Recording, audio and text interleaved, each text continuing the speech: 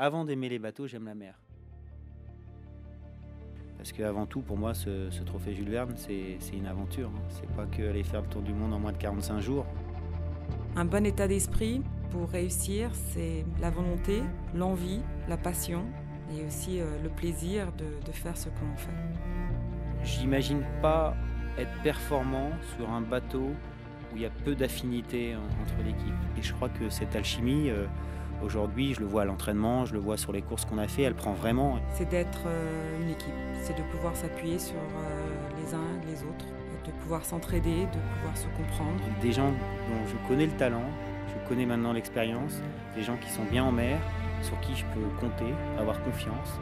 Et je crois que c'était ça l'essentiel. Je crois qu'il y a une vraie envie pour toute l'équipe de partir, de naviguer ensemble et de faire cette aventure ensemble.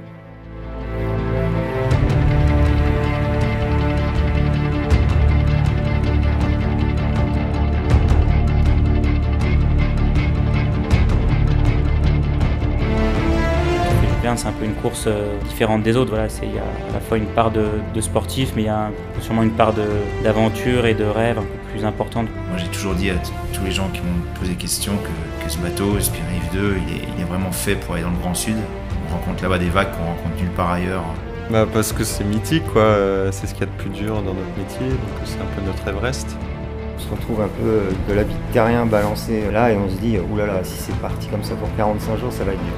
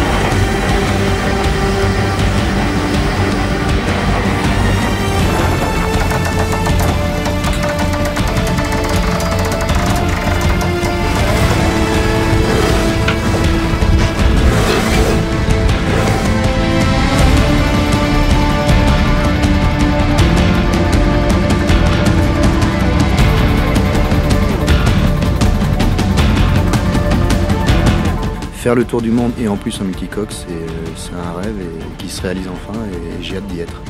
Plutôt agréable d'être sur un bateau qui a été déjà éprouvé et qui est ça. On serre les dents, on s'accroche, on se soutient mutuellement. Tant qu'on n'y est pas, je pense qu'on ne se rend pas compte de ce que c'est. C'est une machine qui est au large impressionnante. J'ai hâte de voir ce que ça va donner dans la houle, dans le vent, dans le sud. Moi j'ai jamais passé 45 jours d'affilée en mer, c'est une grande chance qu'on a de faire ce qu'on va faire.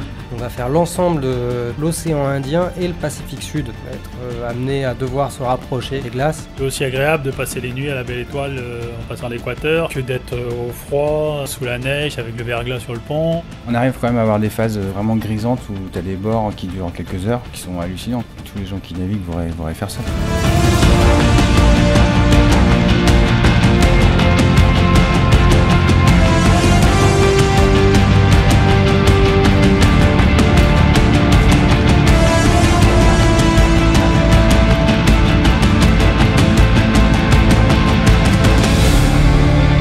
Sur notre bateau, on se sent vraiment bien, on se sent en équilibre. Et les heures, les jours, ça passe comme des secondes, quoi. On a toujours envie que ça continue.